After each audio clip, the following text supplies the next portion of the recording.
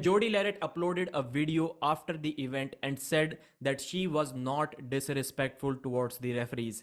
Well, okay, it's her opinion, but to me, she called the referees blind. If I was the main referee of the match and someone who is not arm wrestling, or even if someone who is arm wrestling called me blind, I would feel disrespected by that.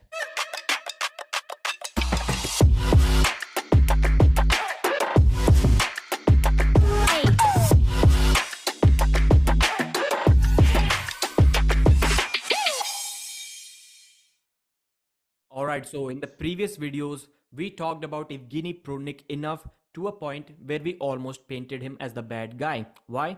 Well, simply because he did not appreciate the fact enough by simply saying that yes, I lost because Devon was the better arm wrestler, Devon was the stronger arm wrestler.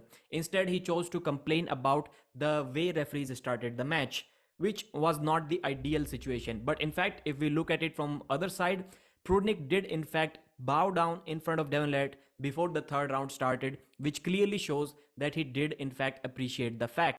This is why in this video we are going to talk about the other side of the story, which is not so ideal either. And this part of the story consists of three main characters. Number one is Mr. No Limits Devon Larratt. Number two is Mrs. No Limits. She clearly has no limits, Jodi Larratt. Number three is the main referee of this match, Risto Delijakov. So if for some reason you cannot watch this video till the end, then this is the perfect time to quit watching this video. And if you do start watching this video, then please finish it till the end. If you leave it somewhere in between, it can be a disaster for the interpretations that you might make in your own mind depending on this video. So thank you very much. Like the video and subscribe to the channel. All right, talking about the first character, Devon Larratt. In the ideal world, which of course doesn't exist, what are the things that Devon Larratt did which will not be acceptable in that ideal situation? Number one, Devon knows that he is taller than Evgeny Prudnik. Devon also knows that his elbow to fingertip length is much longer than Evgeny Prudnik. Still, what Devon Larratt did in the first round is that he told the referees not to pull his hand down. And at that time, where was Devon's elbow? Right at the front edge of the pad, right at the tip of it. So physically, it is impossible for Evgeny Prudnik to take a fair grip when Devon, who has the longer arm, is right at the front edge of the pad and his elbow is almost vertical. Almost vertical, knuckles are high, and Devon wants to start in that situation. And what did the referees do? Well, of course, they did start in that situation. And there are only two solutions for that problem. First one is you force the athlete to take a pistol grip so that the leverage problem is solved.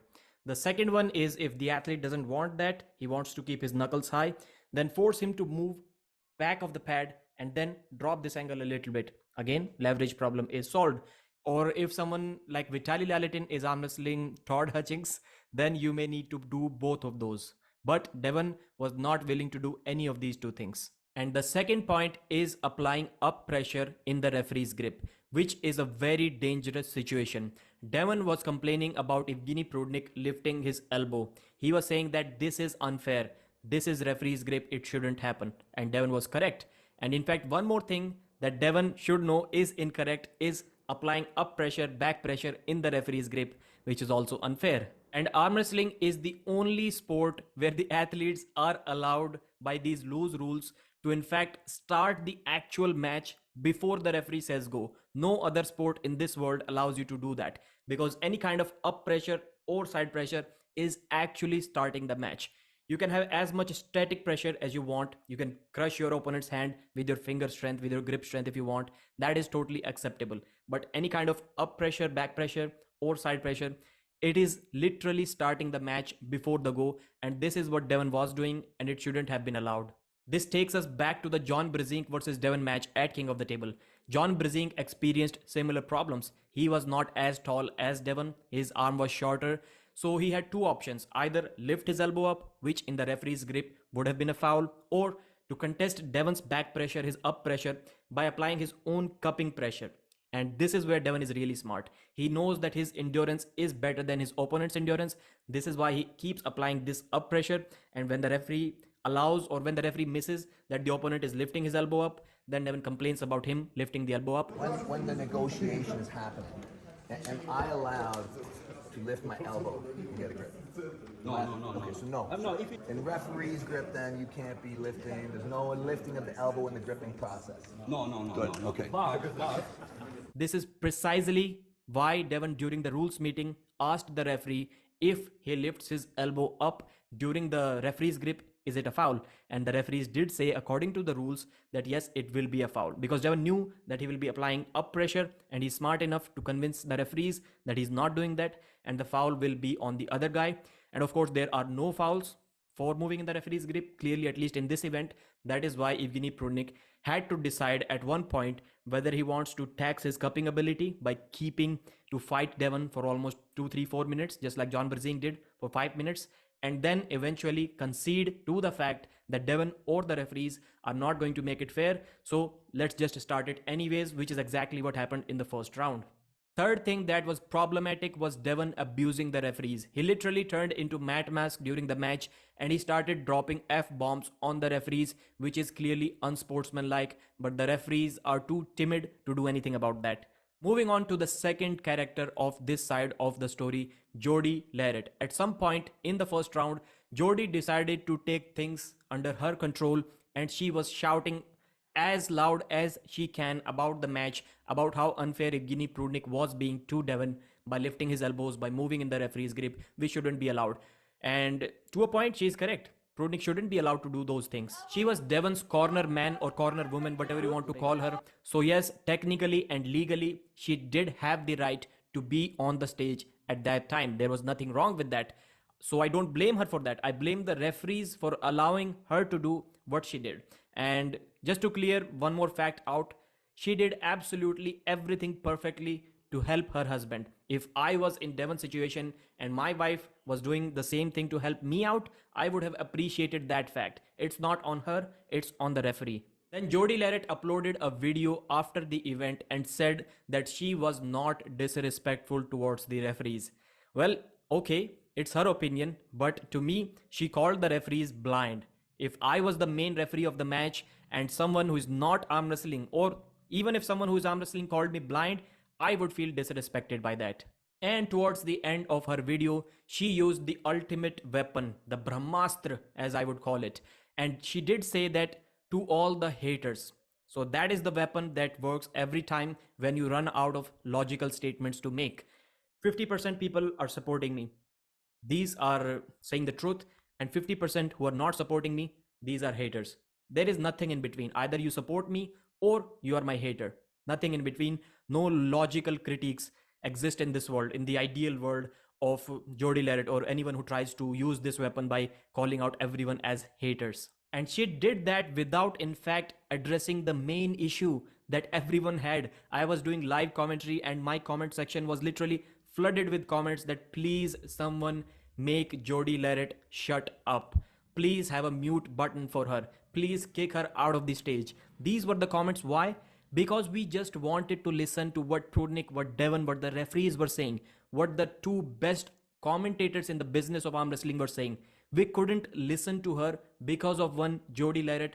This is the main problem that 90% of the community had from her that she didn't even address. I think Ryan SP called her out on that she should have been kicked off the stage. If I was the referee, I would have taken maybe 30 seconds, at most 50 or 45 seconds before I would have just ordered her out of the stage, out of the arena, to a point, to a distance, safe distance where she cannot distract me. Her voice is not reaching my ears enough. I think that was necessary. That should have been done. At least it wasn't as worse as Bartwood, who literally starts talking with Jodi Larratt during a match between Monster Michael Todd and Devon Larratt. That was such a stupid, pathetic move from Bartwood.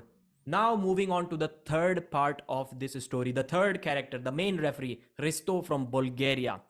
One thing I would say very confidently, Risto is not a brave referee.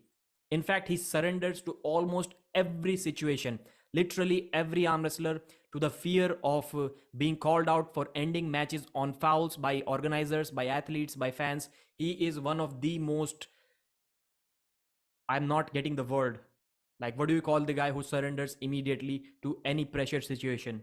And now you must be saying, Pradeep, he's a WAF certified, experienced referee. People call him one of the best referees in the business.